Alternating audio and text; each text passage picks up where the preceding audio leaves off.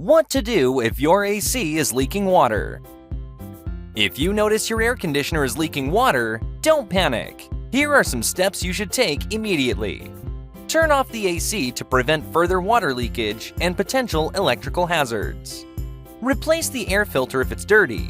A dirty air filter can restrict airflow, causing the evaporator coils to freeze and melt.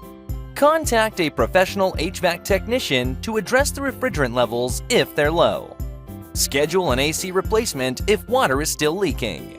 An improperly installed unit can cause water to accumulate and leak. If you're unable to determine why your AC is leaking water, it's best to contact an expert HVAC technician to diagnose and solve the problem. Ellsworth Heating Cooling provides reliable AC repair, maintenance, and installation services in Fort Myers, Florida. Give us a call today at 866-281-5199. Your comfort and safety is important.